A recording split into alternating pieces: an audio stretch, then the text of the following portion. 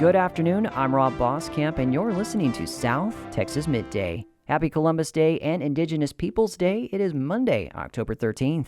SpaceX will launch its 11th test flight of the Starship rocket today. It's set to launch from SpaceX's launch site in Cameron County during a 75-minute launch window that starts at 6:15 p.m. Starship's last launch was on August 26. Today's launch will test the vehicle's dynamics as the engines shut down while it transitions through its different phases. Cameron County has ordered the temporary closure of access to Boca Chica Beach and State Highway 4 from FM 1419 to the entrance of Boca Chica Beach. The closure will be from noon to 10 p.m. today. The first president of Texas A&M Victoria has been named. Last week, the Texas A&M System Board of Regents unanimously confirmed Christian Hardigree as the first president of A&M Victoria. Hardigree was regional chancellor for the University of South Florida, St. Petersburg. The regents unanimously named Hardigree the sole finalist at a meeting last month. The Department of Homeland Security has announced 17 miles of waterborne barrier will be deployed in Cameron County. Last week, DHS and U.S. Customs and Border Protection announced 10 new construction contracts totaling $4.5 billion. Will add 230 miles of barrier plus technology to secure the border. A news release stated that BCCG joint venture was awarded over $96 million for the deployment of the waterborne barrier in Cameron County, but it did not specify what kind of waterborne barrier would be deployed in the county. A new Texas law will require almost all county sheriffs to partner with U.S. Immigrations and Customs Enforcement to enforce federal immigration laws. But Nueces County has already had an agreement with ICE since 2017, according to Sheriff J.C. Hooper, who spoke to the Corpus Christi Caller-Times. Senate Bill 8 goes into effect on December 4th. Former Victoria County Judge Don Pozzi died last week. He served as Victoria County Judge from 2003 through 2014. He was 81. Pozzi practiced law in Victoria for 33 years before he was elected as county judge. The city of Port Aransas has approved a full-time beach enforcement position. Police Chief James Stokes told KEEI News the city's response needed to grow as beach violations increased. Last year, I think we wrote around 3,300 citations for no beach parking permit, and we're around 2,600 violations for this year to date so far. Stokes said the part-time role was upgraded to full-time status to take some of the workload off of regular police officers. The city-funded role could be filled by end of month. No police experience is needed, but code enforcement certification is preferred. In state news, over the weekend, a panel of 3 federal judges heard final arguments over whether to block the new congressional maps in Texas. As KTEP's Angela Kacherga reports, both sides of the topic hope to sway the court ahead of the 2026 midterm elections. The method used by the man who drew Texas's new congressional map was the focus of final arguments in federal court in El Paso. Attorneys for civil rights organizations told the judges Adam Kincaid knew the areas he carved up were home to a majority of people of color, and they said his goal was to dilute the voting power of Black and Latino Texans. The lead attorney for the state of Texas called Kincaid a, quote, dyed-in-the-wool Republican who created the map to help his party gain 5 new House seats in the midterm election. That's something President Trump requested. The state's attorney argued Republicans win under this new map and, quote, that's true across all races. The 9-day hearing ended Friday evening with both sides urging the judges to issue a decision as soon as possible. Candidates running in the 2026 primary begin filing November 8th. I'm Angela Kacherga in El Paso. A new school to replace Robb Elementary in Uvalde is complete nearly 3.5 years after a mass shooting that killed 19 students and 2 teachers. Texas Public Radio's Camille Phillips attended the opening ceremony for the school, called Legacy Elementary. Legacy Elementary is bright, colorful, and full of windows. But those windows are bullet-resistant, and even after you're let in the visitor's entrance, you need a key card to access the classrooms. At the center of the school is a courtyard that looks up into a steel 2-story tree with 2 big branches and 19 smaller branches, representing the teachers and students who died in the shooting. Javier Casares lost his 9-year-old daughter, Jackie, that day. It is a great school, for these children. Sadly, take the lives of our children to make this school. He says it's a bittersweet day, and he just wishes Jackie could have been one of the children to enjoy the school. I'm Camille Phillips in Uvalde. Fewer Texas teachers are considering leaving the classroom compared to last year, according to recent polling, but the vast majority are still thinking about it. Houston Public Media's Michael Atkinson unpacks the numbers and what teachers are thinking. 2 out of every 3 teachers in Texas are thinking of leaving the profession entirely next school year. While that's still high, it's 12 percentage points lower than it was last year.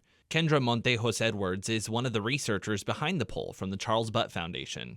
There's a through line of just needing more of the support from people that are closer to them, which is those campus admins. Almost every single educator, 94% of them, say they would consider staying if they received a significant salary increase. State lawmakers did pass a salary increase this year, though it fell short of what education advocates say is needed. In Houston, I'm Michael Atkinson reporting. The city of Kingsville is investing more than $35 million into 14 stormwater infrastructure projects aimed at improving drainage across town. KRAS 6 News reports many of the improvements are part of the city's capital improvement program. One of the largest efforts will be a $9.1 million upgrade for East Caesar Avenue, funded through a Hurricane Harvey recovery grant and city contributions. The project will replace outdated open ditches with underground storm pipes, as well as new curbs and repaved roadways. Other key drainage projects are planned along West Kennedy Avenue, Trant Road, and Santa Gertrudis Creek. The city expects all stormwater projects to be completed within 2 years, with most major work wrapping up by late next year. Last week, Edinburgh city leaders broke ground on the $22.6 million Plaza Guerlain, a nearly 30,000 square foot facility. It will feature retail, dining, multifamily housing, and electric vehicle infrastructure near UTRGV's Facker Stadium. There's going to be some coffee shop, restaurants, some nightlife here. There's going to be some people that are able to live here. There's over 200 jobs that are going to be created just in this development. We think that this is going to really change the area for the positive. That was Edinburgh Mayor Ramiro Garza speaking with KRGV. The project is estimated to create 180 jobs, according to a news release. The Wharton County Office of Emergency Management has told 25 News Now that a countywide burn ban is still in effect. With continued dry weather expected over the area this week, high fire danger risk will continue. Any fires should be reported to law enforcement as quickly as possible. KEDT-FM celebrates its anniversary this week, and with that in mind, we'll look back on some recent stories that were broadcast on our local news. Today, we go back to 2022 when Lon Gonzalez spoke to character actor Pepe Serna, who originally hails from Corpus Christi, about a documentary focusing on his career and many characters. Corpus Christi has had its fair share of celebrities that hail from the sparkling city by the sea. Tejano singer Selena Quintanilla, actors Farrah Fawcett, Eva Longoria, and Lou Diamond Phillips, ball players David Freese and Mike Gonzalez, NASCAR legends Bobby and Terry Labonte, to name a few. But one celebrity with local roots is coming home to showcase his life in a documentary that's been years in the making. Pepe Serna, one of the most prolific character actors around, will be showing his documentary at the Art Museum of South Texas this Friday. If you're not familiar with Pepe, you might be if you've seen Scarface with Al Pacino, Silverado with Kevin Costner, and American Me with Edward James Olmos, plus countless other larger and smaller roles that have spanned decades. The documentary has been a labor of love for Pepe, who first talked about the project in a 2018 interview. The documentary on my life has been in the works for years. Pepe credits filmmaker David Mendes for helping him with the project with some of the footage shot in the area. I've been working with him for years for when we go into the school districts in Alice and Robstown, and we were in Eagle Pass for 3 days a few years back, and so he films everything for me, and now he's editing the movie. The documentary is called Life is Art, and it's now completed, and it will be shown at the Art Museum of South Texas Friday from 6 to 9 p.m. I'm Lon Gonzalez for KEDT News. Over the weekend, Calhoun County hosted its first cultivated oyster mariculture crop tour. On Saturday, experts from the Texas A&M AgriLife Extension Office, Texas Sea Grant, Texas Parks and Wildlife, and the Oyster and Recovery Center took part in the event. Participants got to tour the Three Sisters Oyster Company Oyster Nursery in Olivia, as well as check out an oyster shucking demonstration.